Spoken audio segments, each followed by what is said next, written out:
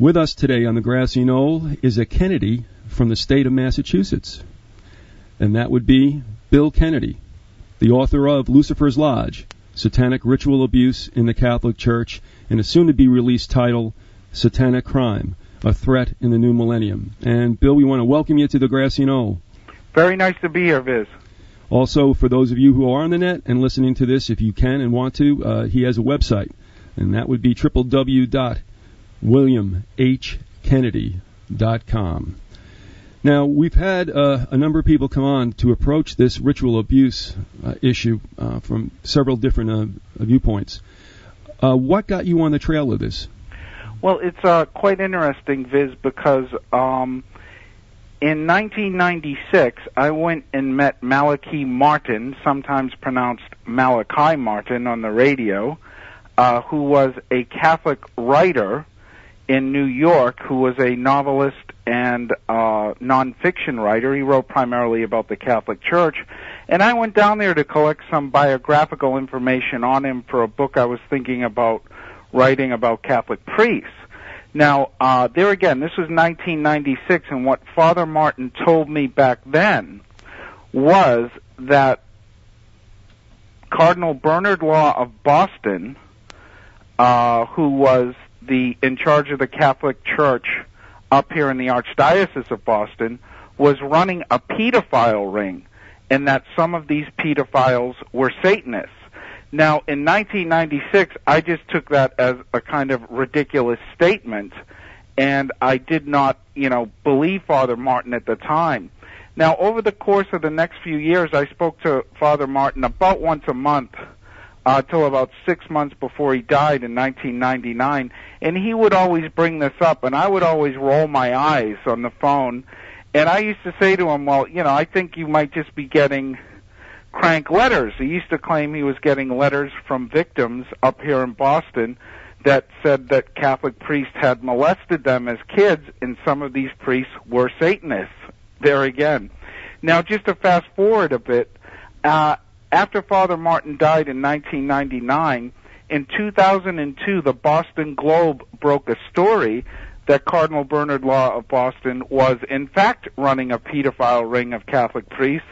And what I did then for the next year and a half is I just sat back and collected newspaper items from the mainstream media about the priest pedophile scandal.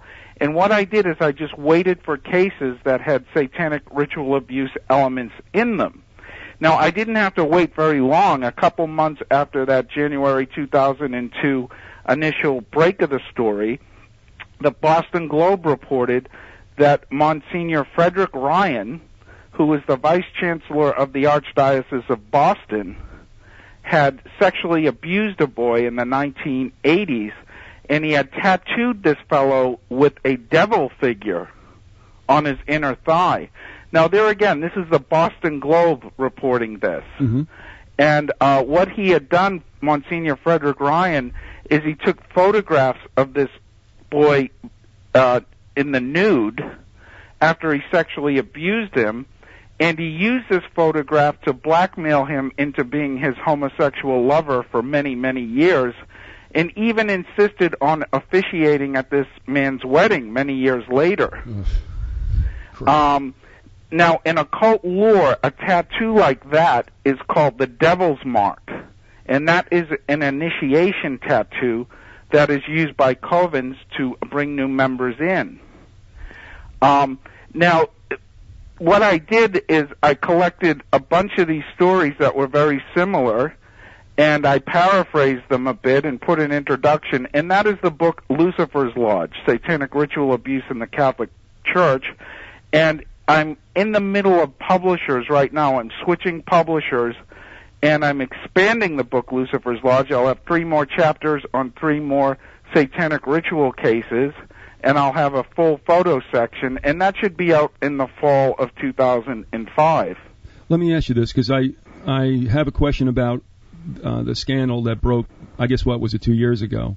Yeah, 2002. Right. Now, I'm wondering, because I don't know how you believe, Bill, but, on this show and the listeners, we don't believe that anything gets out in the mainstream news unless it's managed. So it's very interesting that, yes, You got the Globe coming out with a story about this, exposing it.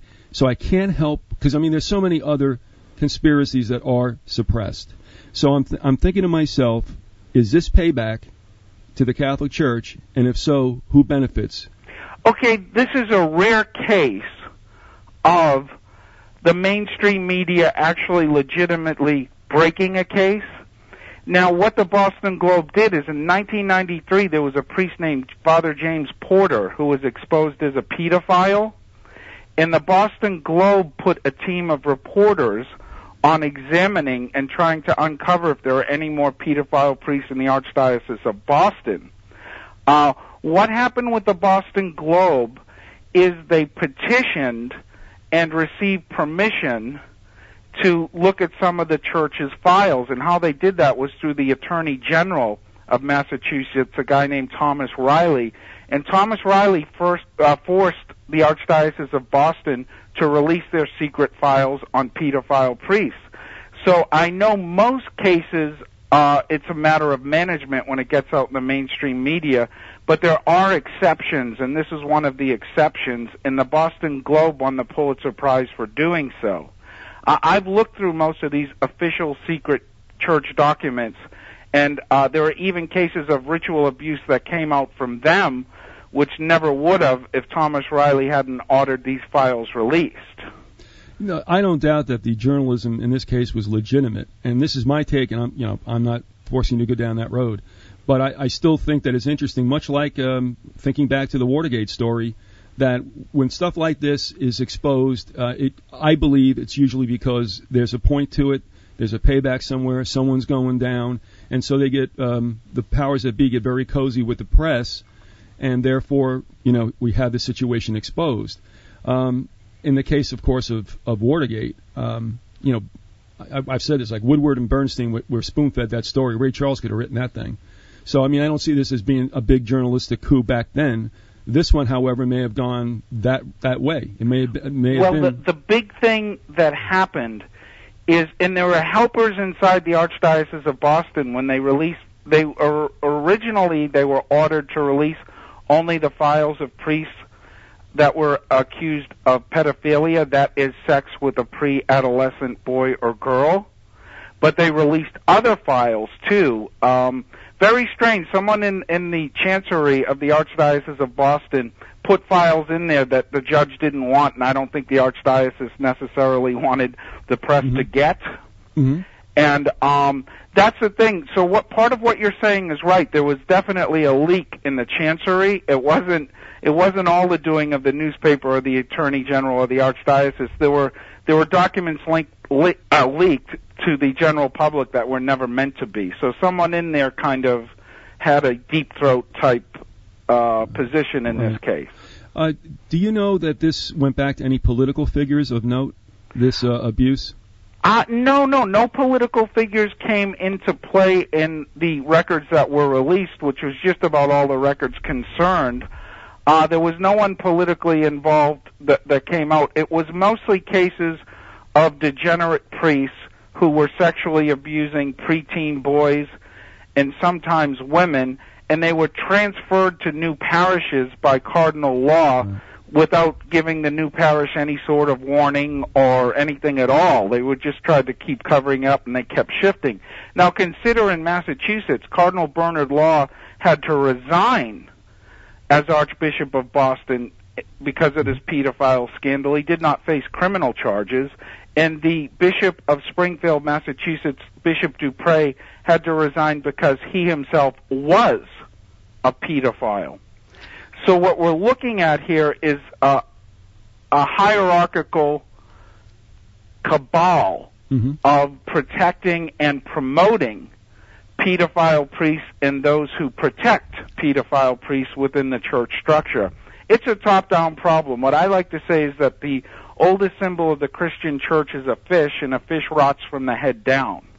And that's what we're looking at. It's a top-down problem. These people never would have survived or have been able to operate if they did not receive the support of the bishops and cardinals. Now, the Dallas Morning News reports from their examination, 2/3 of all Roman Catholic cardinals and bishops in the world knowingly and willfully transferred pedophile priests with the full knowledge that they would sexually abuse other women and children. So we're looking at a major, major worldwide scandal here. Were there any particular orders that popped up in this scandal, more so than others? Religious order? Yeah. What the Dallas Morning News came out with the fact that the Franciscans and the Jesuits were transferring priests internationally. Mm-hmm. To, for example, if a priest sexually abused someone in Guatemala and they were a Franciscan, they transfer them to England or Germany. So the Jesuits and the Franciscans and the Salian priests especially have a huge international pedophile problem where they transfer pedophile priests on an international level. So you're looking at a microcosm of this in each diocese.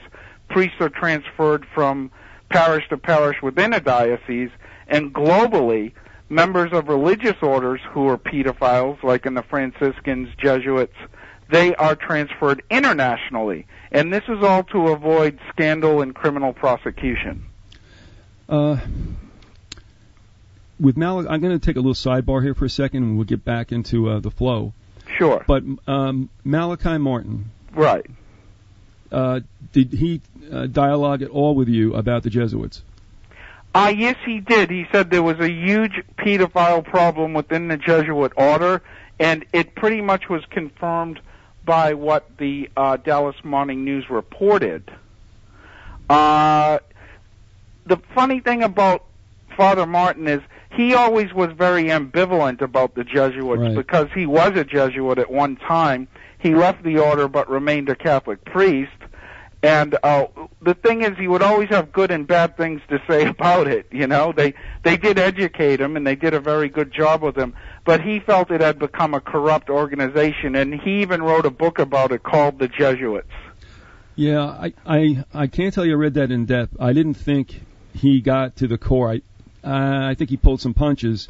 We've had on this show Eric John Phelps and Charles T. Wilcox, both of whom have written books about the Jesuits and the Vatican. Are you familiar with Eric's work? I've seen it, yeah. All right. And Eric treated it more across the centuries, where Wilcox kind of focused on the Civil War and what was going on there. But now getting back into what we were doing, again, taking it one step past the Jesuits, any Vatican involvement, any... Huge Vatican involvement. Huge Vatican involvement. And that includes our former Pope John Paul II, and our current Pope Benedict.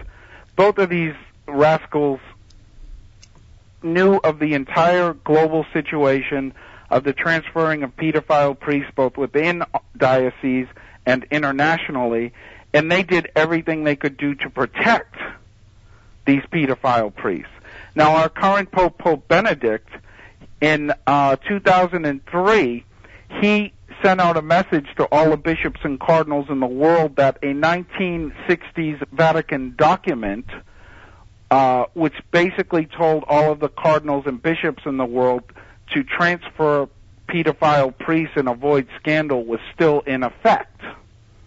Okay? Mm-hmm. So when the stuff started to hit the fan, so to speak, Cardinal Ratzinger at the time told everyone that this older document was still valid and that they should follow the same old rules. That's basically remain silent with the press and keep transferring these pedophile priests. And I tell you something right now, Viz, as we speak, the Roman Catholic Church under Pope Benedict is still protecting pedophile priests who are sexually abusing children somewhere in the world as we speak. I think the two biggest horrors that people don't really want to believe in, and certainly are shielded from to begin with, but if they were to be approached with this information, the two biggest horrible scandals is global sex slaving and ritual abuse, and the other would be global narcotic trafficking. Right. The whole war on drugs, we're not, this is obviously not your bailiwick, but the war on drugs is an absolute joke. I mean, yeah. Well, you have to remember, when the government declares war on something, the opposite usually happens. For example, they declared a war on poverty in the 70s. Now there's more poor people than ever. They declared a war on drugs, and then the inner cities were flooded with crack cocaine in the 80s. So when you hear a war on something, expect the opposite if it's coming from the government. We're speaking with William H. Kennedy, author of Lucifer's Lodge, Satanic Ritual Abuse in the Catholic Church, about which we're speaking right now. His other title is Satanic Crime, A Threat in the New Millennium. And let me ask you about that, Bill. How far along is that from being put out on the market? It will come out sometime this summer, I would think in late June or July. It's being published by Dragon Key Press, which is out on the West Coast, United States. It has a full photo section, so there's a slight delay because we have to get permission from, UPS and United Press International and the Associated Press to use these photographs. UPS will let us mail anything. That was a slip. I thought so. The thing is, we have to get a few odds and ends together, and it will be out. Now, Satanic Crime, A Threat in the New Millennium, and there's the first chapter of that book in the photo section is free on my webpage, williamhkennedy.com, and people can take a look at it. Now, that first chapter is called A Brief History of Modern Satanism, and it traces the Satanism movement from Aleister Crowley through Anton LaVey and Michael Aquino and the Process Church of Final Judgment and some other spin-off groups of this sort of Satanism. It also has a section on the Skull and Bone Society, which I believe is a satanic organization. So that's worth taking a look at it in and of itself, and it's a pretty independent chapter. You get a lot out of it. And there again, it's at williamhkennedy.com, and it's free. Again, last speaking about the hardness of these scandals, what was the acceptance like by the public? It was surprisingly good. You have to remember this. What I did in this book is I really didn't do any research for this book. The Boston Globe, Irish Times, Boston Herald, and a few other mainstream media outlets were kind enough to do it for me. I pulled together these stories from these news agencies and put them together in a book. And, of course, I paraphrase, but it's also a very well-documented book. Every chapter has endnotes right at the end, 30, 40, 50 endnotes. And the public reaction, people were already stunned and shocked before the book came out, and this book just reaffirmed their stun and shock. Now, what surprises me is that how many people are accepting that, when you're dealing something as nefarious with something as nefarious as pedophilia, you're just bound to get diabolical elements like Satanism, and that doesn't seem to surprise people too much. People aren't too stunned by the fact that someone who would rape a kid would also be involved in satanic rituals. It doesn't seem too far-fetched. And I thought people would have a hard time accepting it, but they don't. What about trying to get a publisher for this kind of hot-button topic? It wasn't too tough. I got my original publisher was Sophia Perennis, which is an academic press, and they were pretty good about doing it. I switched publishers because I want to bring the price down and get a photo section in it, which an academic press, they tend to be poorer and unable to do such things, but it wasn't too difficult. The big thing is the major way to get a book about bestseller in this country is to have Barnes and Noble and Borders order a couple of copies for each of their stores. That's how bestsellers are determined. Sure. And those two companies ordered my book not in all their stores, but just in the Northeast. And it sold better than I had originally anticipated, to be honest. Yeah, well, that whole idea about mass merchandising books has also brought another death blow to people who are trying to get out perhaps unpopular work, but nevertheless crucial. I had to, just as an aside, say when I look back in the 50s, the ones who were the authors who were really trying to get people to understand what was going on behind the curtain was Devin Adair. I don't even know if they're around anymore. I don't think so. But I was surprised at seeing that. Also, Huntington House recently has still been a voice for those who want to get out this kind of information that so often is cloaked by mainstream media. Going back to any other kind of affiliations with this ritualistic abuse, did you encounter, let's say, personages in the Knights of Malta? I did not. However, some people in the Knights of Malta did appear in a list. Now, I'll just have to explain this very quickly. Sure. There was a fellow named Marc Dutroux, who was a Belgian, who was arrested in 1996 for being a sex slave trafficker of pre-adolescent girls and teenage girls over in Belgium. Now, what had happened was when he was on trial, he was just sent to jail for life last year in 2004. The judge who was trying him asked for women to come forward who were former victims of his cabal. You know, he had people who worked with him, and 10 women came forward, and they gave a list of people they saw at these orgies that Dutroux used to organize for them, and there were members of the Knights of Malta. I don't want to say their names, but I can give you a few other names. The King of Belgium himself was identified as being at these sex orgies organized by Dutroux. And not only that, but Dutroux had murdered one of his partners. And going through his partner's personal effects, the police found a letter from a satanic high priest asking for children for a ritual they were going to perform on April 30th, which is a satanic holiday. So with the Marc Dutroux affair, you see a nexus of things like the Bilderbergers, the Knights of Malta, Satanism, and pedophilia all coming together in one location. And I have a whole section on that in my last chapter of Satanic Crime. Now, I should say that within the Dutroux affair, there were no Catholic priests identified, but there were high-ranking political officials in Belgium and Europe and internationally. And there's a book called The Pedophile Dossier, which is out. It's in French, but I'm going to try and get it translated in English, which actually gives a testimony of these 10 women who came forward to give their accounts. Now, it's funny, after they gave their accounts, the King of Belgium removed this judge from the case and put another one in who discounted their testimonies. You mentioned dates, and it just made me think of, in your research, or even in your reading that may not have gotten into the book, have you come across any special activities around the dates, say, of the winter solstice and the summer solstice? Now, that's very strange. I assume that apart from that letter, no. But from what I do know, from the Dutroux affair, these people somewhere in Europe or in the world, there's even weekly orgies. Now, there is a member of the Belgian parliament, a woman named Alexandra Cohen, who has an article out on the web, and I will send you a copy of it. Okay.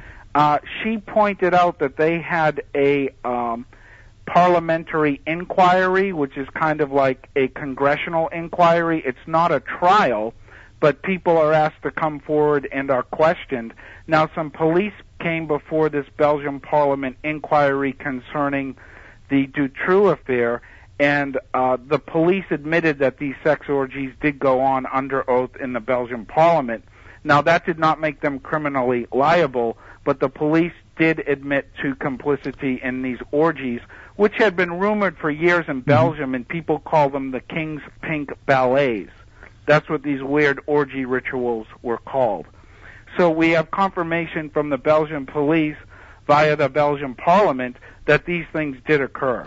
Well, you know what's coming back to me? Am I correct in stating that it also revolved around one particular mansion?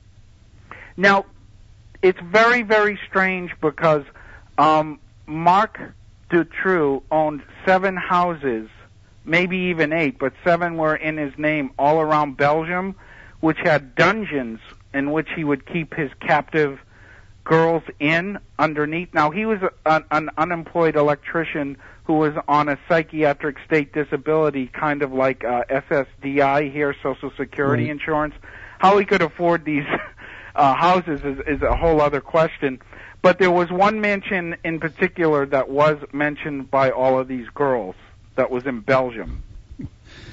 Excuse me for this quip, but when you said how in the world could he have saved for it, reminds me of the old Clouseau movies when Clouseau's wife buys his wonderful car, and Clouseau can't figure it out, so one of his sidekicks says, "But how did she save for the car?"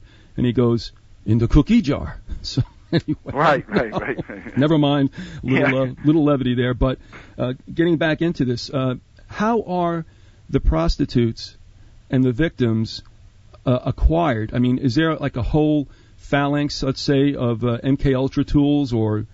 Well, it's very interesting when you look at the Dutroux affair. What he did is he kidnapped. He used to like to get preteen girls, and what he would do initially with them is he had these very sparse dungeons constructed, dug into the ground underneath his house, and he constructed them so well that even when the police came to search one of these houses with dogs, the dogs could not sniff through. There were actually girls locked in these dungeons in the basement. What he would do is he would use sensory deprivation and, rape them and photograph them in these very small dungeons. And what happened over time is they developed what's known as the Stockholm Syndrome. And that is a case wherein a kidnapped victim starts to identify and cooperate with their abductor. It's a very strange mental dynamic. It stems from the fact that these victims know that their captor has the power to kill them, but chooses not to do so. And from some bizarre mechanism of the mind, people become almost grateful or see their captor as a savior figure. And the most common and well-known story like this is that of Patty Hearst. That's right. Mm-hmm. Who was kidnapped by the Simonese Liberation Army in the 70s. Now, Patty Hearst was a rich socialite who was 20 years old and going to Berkeley University, and she was kidnapped by this radical group and kept in a closet and given LSD and raped. And like a few months after she was kidnapped and taken, she was in robbing banks with them. She identified with her aggressors. Now, the big thing about the Stockholm Syndrome is once people get into that mode, the victim, they will do things that are against their own best interests, and they will do things that are contrary to what they did before they were kidnapped. Now, Patty Hearst was an heir to the Hearst newspaper fortune, and she was a Berkeley student who wanted to become a clothing designer. Robbing banks was not in her purview before she was kidnapped. So that's an example of the Stockholm Syndrome, and that is what you see with these girls who were kidnapped by Dutroux. It was a form of brainwashing, and he would use these dungeons to do it primarily. He would leave them down there for about 6 months, and by the time they came out of those dungeons, they had been, raped and humiliated and everything you can imagine. They were pretty much Manchurian candidates for his sex slave outfit. But are these who are used? Are these runaway kids? That No. He grabbed kids from the general population. Well, are we talking abductions? Abduction, yes. When I would ask you, I'm sorry, finish that, William, and I'll ask. No, he would basically grab preteen girls in parks and schoolyards and things like that. And he had cohorts, and Dutroux also claims that he had police officers who helped him do this. Members of the Belgian police force were also involved with this ring. What do you think when you hear of yet another story of, especially it seems to be a young female, probably even maybe pre-puberty, when they're taken, and oftentimes from their residences? Sure. What goes through your mind when you hear that? Well, I think it's one of these sex slave operating groups taking them. Yes. I honestly think that. And you'll get a lone nut like in the Elizabeth Smart case who'll do this. But I think on the whole, it's usually one of these international sex slave trade rings, which even the mainstream media acknowledges that it's pretty huge. Have you ever heard of Kathleen Sullivan? I have heard of Kathleen Sullivan. Is she the girl who claimed to have been abducted or raped by her father? Well, that covers a lot of people, unfortunately. She wrote a book called Unshackled, and she was saying that her father was a Nazi hiding out in Pennsylvania, Dutch Pennsylvania, and raised her up to be whatever she had to be. And this is one of the situations, and this is where I was heading. I don't know that you came across this, but let me know. Are you seeing a frequency of, say, kids that are absolutely raised by their parents or father or whatever to be used in this manner? I have heard of it, and I've read interviews with Kathy Sullivan. I mean, she says some strange stuff. She claims she was sexually abused as a baby, if I remember correctly.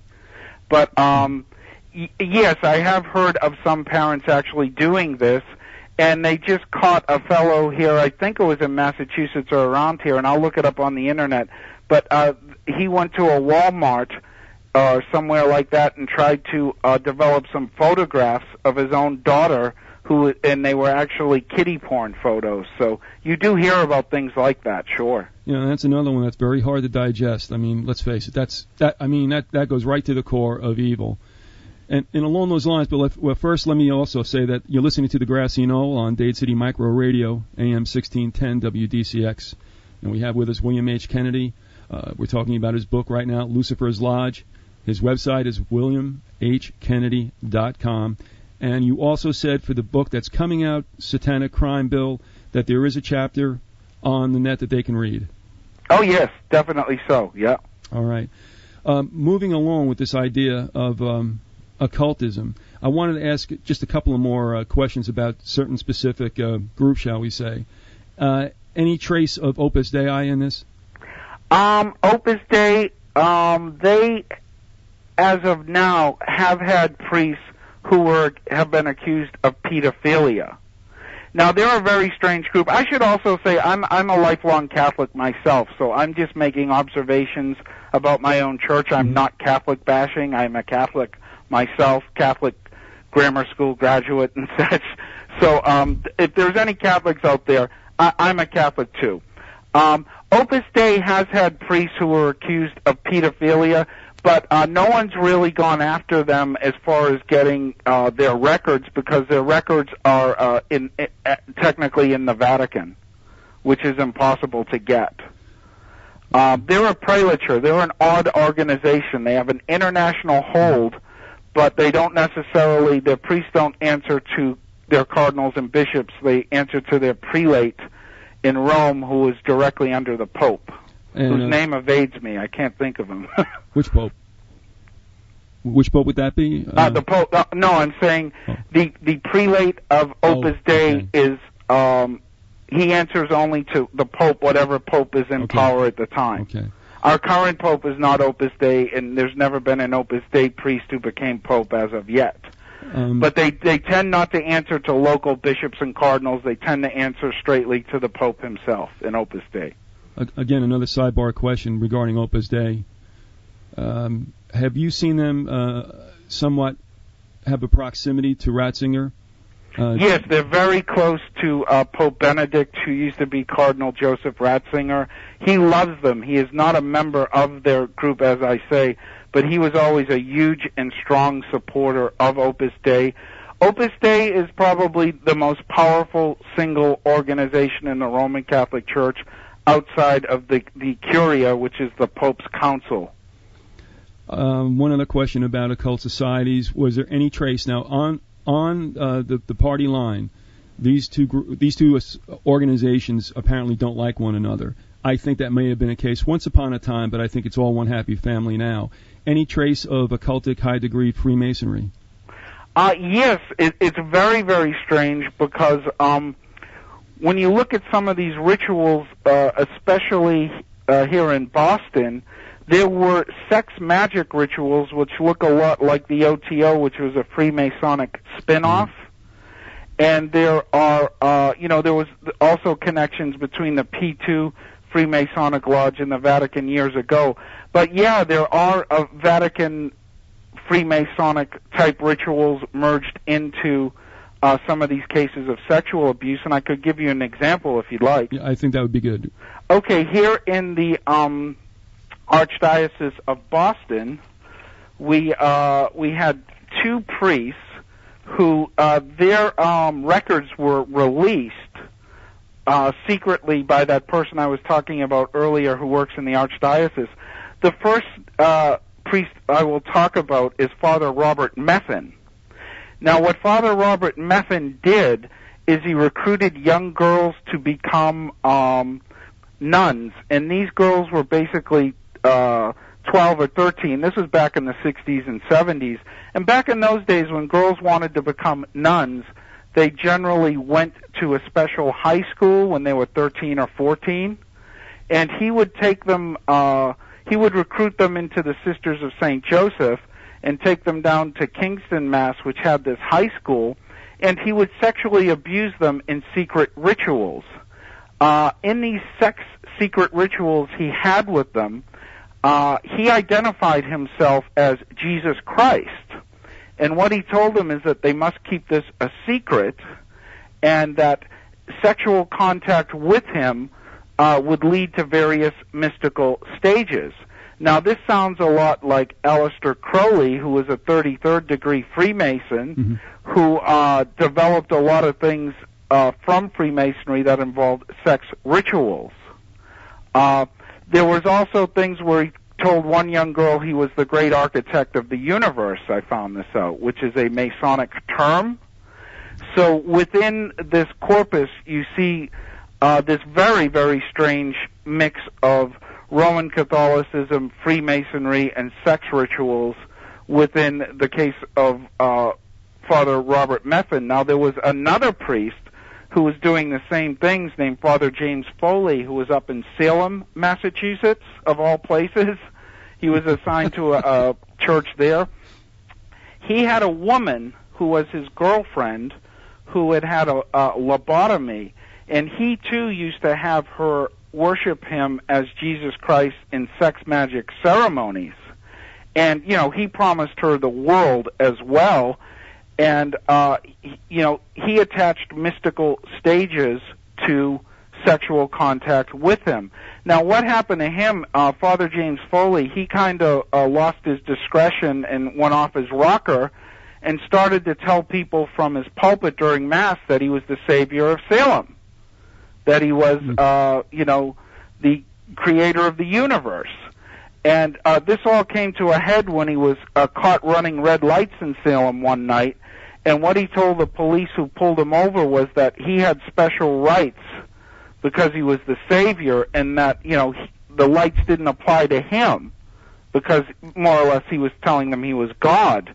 So not only did he think that he was God, but, you know, he thought he was above the laws of physics, that another car coming the other way wouldn't hit him if he ran a red light. Yeah, baby.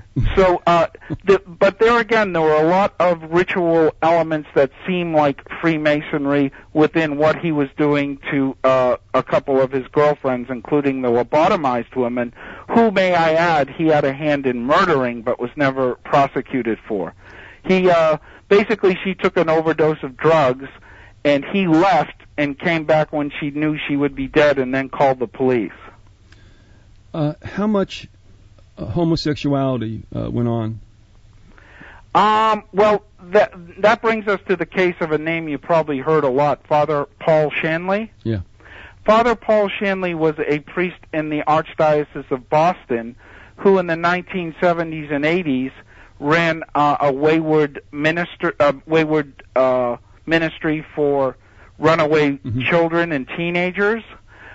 He sexually abused a lot of the teenagers and preteen boys that he encountered in his street ministry. Basically, he went out and recruited street kids and offered them material aid and food and shelter and clothes, mostly material things, but he seduced a great many of them.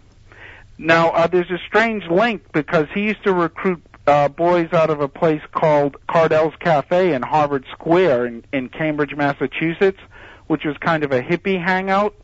Now, a Protestant youth worker who was working back then said that he saw Paul Shanley talking with members of the Process Church of the Final Judgment, which is a satanic church, which also used to recruit out of Cardell's Cafe, and he shared information with them about the whereabouts of wayward boys and girls. So it's very, very strange. You have an occult link there. Now, Shanley was pretty much openly gay. The Archdiocese used to try and put the clamps on him, but he always used to threaten the then Cardinal of Boston, Cardinal Medeiros, with exposing the whole gay cabal within the church. Now, Paul Shanley is also one of the founding members and the spiritual father of NAMBLA, the North American Man-Boy Love Association.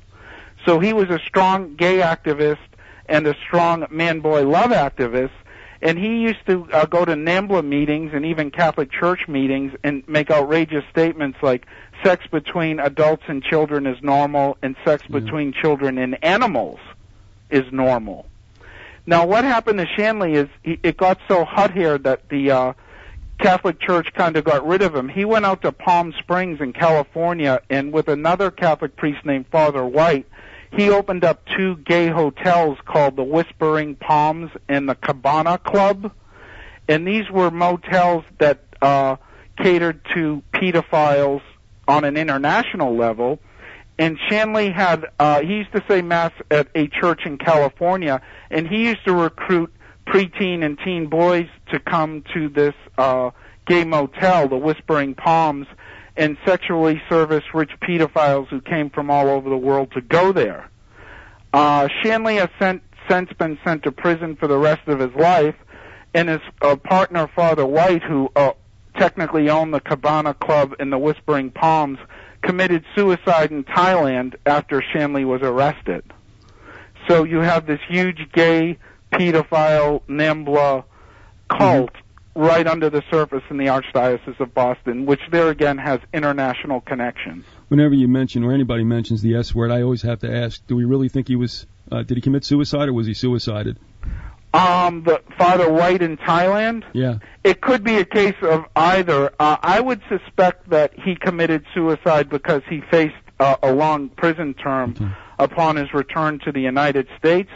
But it's within the realm of possibilities that someone knocked him off to shut him up. I'm very suspicious of suicides now. Right. A friend of mine, Gary Webb, was suicided. He's someone I emailed and spoke to on the phone with a few times.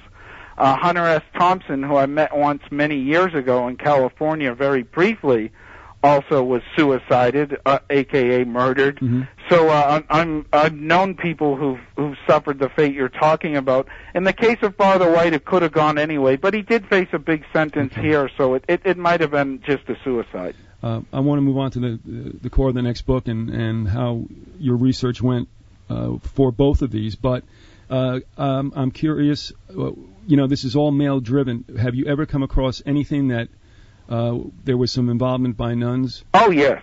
Oh, yes, definitely so.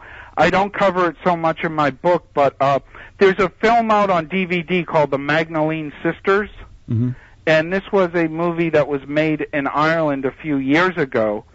And what Magdalene houses were set up actually originally in medieval times to be reform houses for prostitutes, and over time they became more or less slave labor camps. But the nuns who ran the Magdalene houses in Ireland used to sexually abuse the women and girls who were sent there, many of whom were just single mothers who had children and were not married, and then were sent there. Many of them were sexually abused by nuns for many, many years. They were also sexually abused by many of the priests who went there. On that DVD, The Magdalene Sisters, they also have a 1-hour documentary that was made by Channel 4 in England where they interview these women. And there's nothing less than ritual abuse involved with a great deal of the sex that was forced upon them by nuns and priests. Did you ever find out what happens to these sexual and ritual abuse victims when it's over, whatever over means? Okay, most sexual abuse victims suffer a form of brainwashing of one sort or another, basically, these are most of these victims are from alcoholic homes. The Catholic Church targets their victims well, and someone raised in an alcoholic home is, they're raised and conditioned to cover up and take responsibility for the bad actions of adults. For example, a mother might say, "Daddy wouldn't drink so much if you keep your room cleaner." Right. They're made to feel guilty. Mm-hmm. And they're also taught to lie for adults. Like, the father will say, "Don't tell Mommy I was drinking when she went out to the store." And this is how these kids live, and this is how they're actually raised. So by the time a kid like that is 6 or 7, he already is pretty much brainwashed, and all an abusive priest has to do is to step into the authority figure in this person's life, and they're already brainwashed. They can do more or less what they want. So after these kids grow up and such, they're so used to lying and covering up and, taking personal responsibility for the bad actions of others that they usually don't tell anybody about the abuse till many, many years later when they're middle-aged, when they start to get, a bit of a bird's-eye view about their lives. They start to understand that they were victims. So that's why you see so many former victims of clergy abuse actually coming out with their stories when they're in their late 30s and 40s. Before that time, they're still kind of under the spell of the brainwashing that went along with it. And remember, these priests tell these kids that it's the kid's fault that the sexual encounter happened. Right. So they have a strong, strong sense of guilt. And it's not till they hit middle age that they're even able to see that they're victims as opposed to victimizers. What about the fate of, let's say, those dungeon captives? A lot of them, like the 10 that came forward, basically they were dumped when they got too old to sexually service men anymore, and they just went back out into society, and many of them had very hard lives as well, and they pretty much kept it quiet for many years until this judge came out and did a general call for former victims. And out of the 10 that came forward, there's probably thousands of others who are probably still under the spell of the brainwashing. Or a big thing I get a lot of letters from people, letters and emails from people who were victims of clergy sexual abuse who don't want to come forward or sue or anything because they have families of their own now, and they don't want their own children to know this happened to them till they're adults.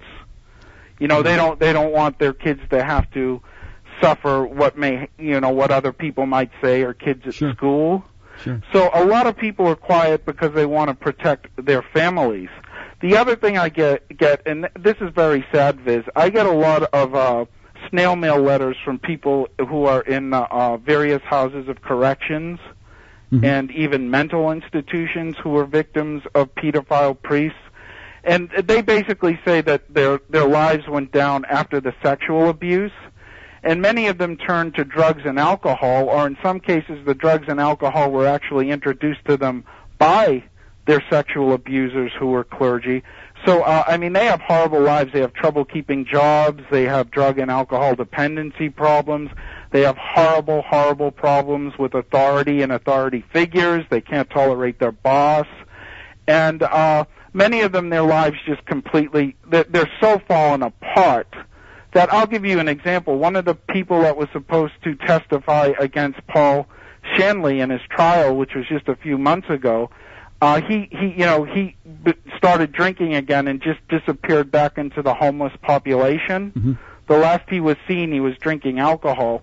So many of them just, they have horrible lives and usually wind up drug and chemically dependent, This is the second hour of the Grassy Knoll. It's been 2 heavy hours, and we're with right now William H. Kennedy, the author of Lucifer's Lodge, Satanic Ritual Abuse in the Catholic Church. We're going to talk about his next title in a minute, and that is Satanic Crime, A Threat in the New Millennium. His website is williamhkennedy.com. And have you ever heard of Dr. Ellen Lachter?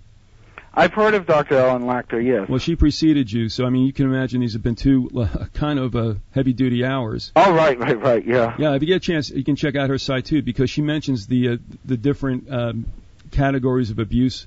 One of them was the Stockholm Syndrome. So you might want to peruse that. I don't know if she'd be a source for you, but she's really very dedicated to trying. I'll certainly take a look at it. Okay. Now, before we go into your next one, your next book, Satanic Crime, and I really want them to buy the book, so I'm not going to drain you for what's in there.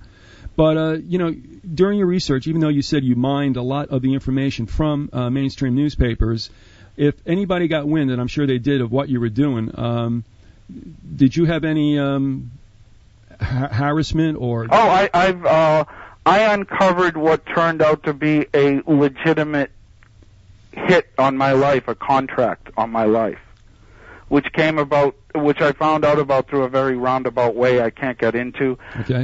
But people have paid to try to have me killed, which kind of backed up in their face. And I get daily phone and email harassment and threats and all sorts of things. But this one particular case, it was an acute case of someone who solicited someone from organized crime to have me killed and have it look either like a suicide or an accident. That was the conditions of the contract. All right, you don't have to go. You can say whatever you wish or nothing at all about this. I'm just curious. Did you realize the event had occurred, or did you find about this in retrospect? I found out about it in retrospect because I can't say which, but a fully made member of a crime organization in the Massachusetts area was offered the job. And the thing is, most even organized crime people don't want anything to do with pedophilia and don't want anything to do with pedophilia cover-up, because if they're ever sent to prison and it's found out that they did this, it's pretty much a death sentence for them. So this person informed me as a means to deflect such attention off himself. He did not want to be involved in getting rid of a pedophile researcher who was trying to expose pedophiles. I can't get too much into it because if I do, his identity might become known, and I certainly don't want that. I don't like this person's way of life. I don't like what he does, but I certainly appreciate the fact that he tipped me off to this. Yeah, no doubt. What about satanic crime? How much can you tell us about it? In other words, why is it a threat in the new millennium? Okay, my book, Satanic Crime, basically looks at cases of serial killers who were also Satanists. And what I found in my research is that the cases I cover, many of them had strong connections to the federal government. And I will give you one off the bat, Charles Manson. In 1967, Charles Manson was in prison doing a 10-year federal stretch for grand theft auto and pimping. He went before a parole board, and what he told the parole board is if you let me out, I will reoffend. I want to stay. Let me at least do my last year.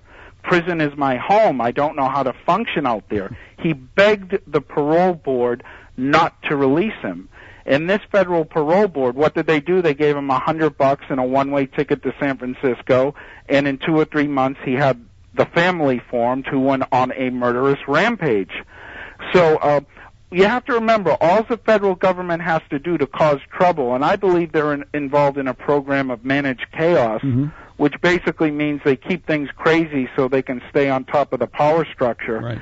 All they need to do is they have a bird's eye view of the federal prisons and federally run mental institutions. All they need to do is release the right sort of nut who will cause trouble. Yep. This is one of the things they do, and Manson was one of those nuts. And it's funny, I interviewed Vincent Bugliosi, who wrote Helter Skelter for my book, right.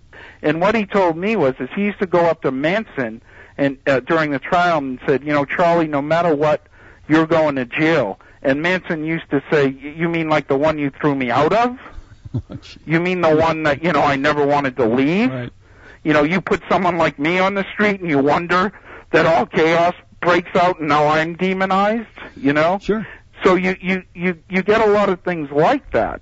you know? Well, you mentioned this before, and another individual who fits that mold was DeFreeze, who was mysteriously released, supposedly walked away from prison out in California. Right. And then he becomes involved, or he is the point person for the SLA. Right. Into which Patty Hearst was abducted. Right. DeFreeze was released under very, very bizarre and very suspicious circumstances.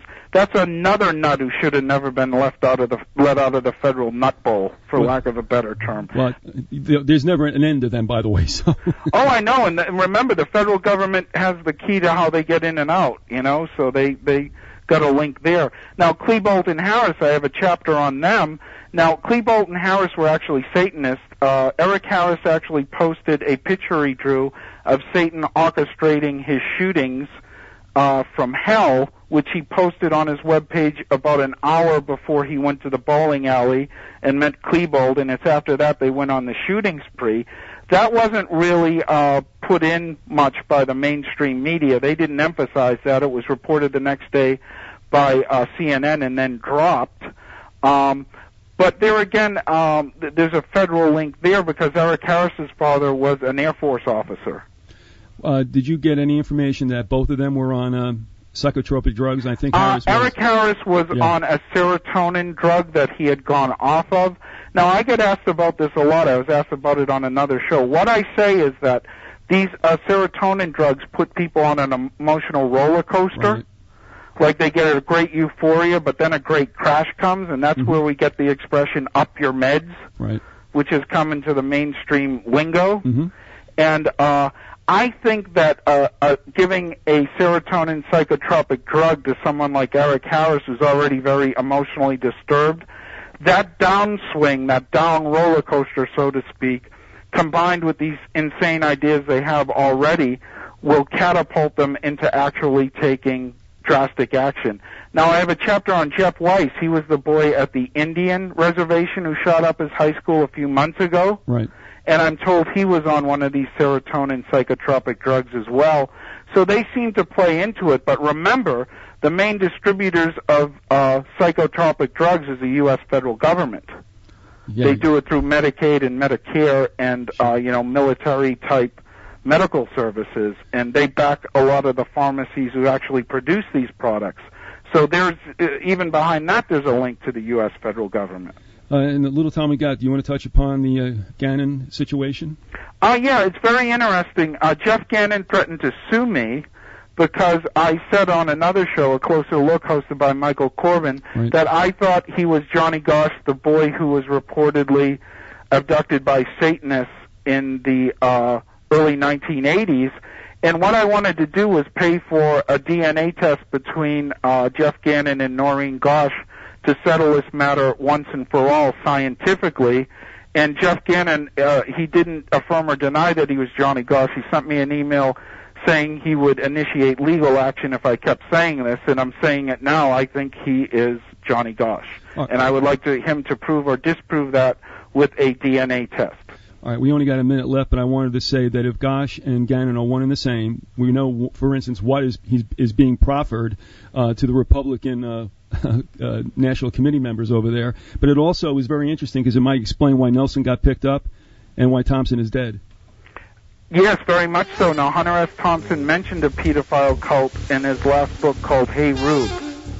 Right. So it's very, very suspicious. And, of course, Bonacci and a witness for the prosecution in the Franklin cover-up, right, identified Thompson as a snuff film director. Yes, he did. William H. Kennedy, that's his website, .com.